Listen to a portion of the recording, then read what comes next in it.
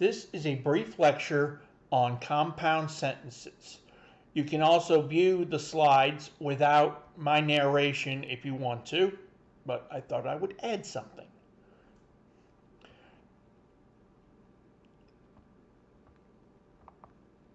So let's start. Last week we talked about sentences, so let's review.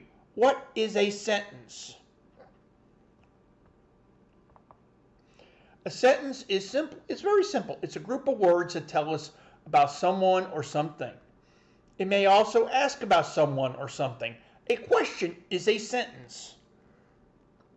But remember, and we did this last week with our fragments and capitalizations in chapter 1, we must remember that a sentence starts with a capital letter, it ends with a punctuation mark, period, question mark, exclamation point. Remember, all sentences have a subject and they have to have a verb. Remember, we cannot find a subject in a prepositional phrase. I saw a lot of that last week. They have a verb and it must also form a complete thought.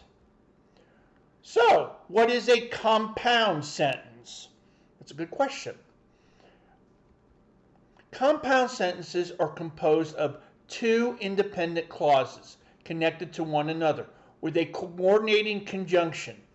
I've attached a very cute video that I actually learned how I learned conjunctions when I was growing up from a series called Schoolhouse Rock. They're very cute. They cover a lot of grammatical terms like verbs and adjectives and all sorts of parts of speech. This one's really cute about conjunctions. I hope you enjoy watching that video. So, we have a little mnemonic to just remember conjunctions. The term fanboys. Fanboys are called coordinating conjunctions because they connect words, phrases, and independent clauses. An independent clause, if you don't remember, is a sentence that could actually stand on its own. It doesn't need anything to make it complete. So let's look at this chart. The conjunctions. For, show cause, you wear a jacket for it's very cold outside. And provides more information. I usually eat breakfast and I usually eat supper. I like to wear socks and shoes. Nor, a double negative. We'll get into that a little later. I don't eat breakfast nor do I eat lunch. I don't eat eggs nor do I eat seafood. But shows contrast. I like apples, but my brother hates them. I like sunshine, but not hot weather. Or demonstrates an option. Go to McDonald's, they ask you, would you like tea or, wait a minute, I'll just back up on that. Just use this one. Would you like coffee or would you like tea? Yet, despite something.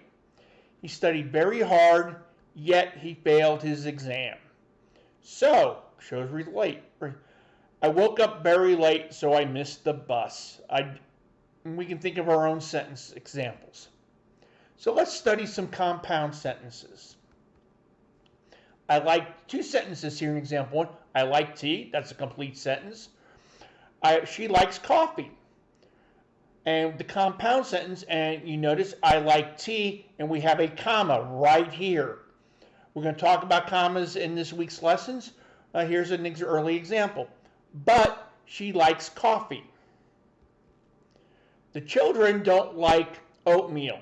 They don't like strawberries. Here in example 2. As we can see, we combine these two sentences into one.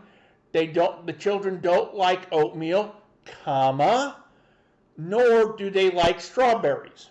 Two sentences that can stand on their own, but we combine them into one compound sentence. John had spaghetti for lunch.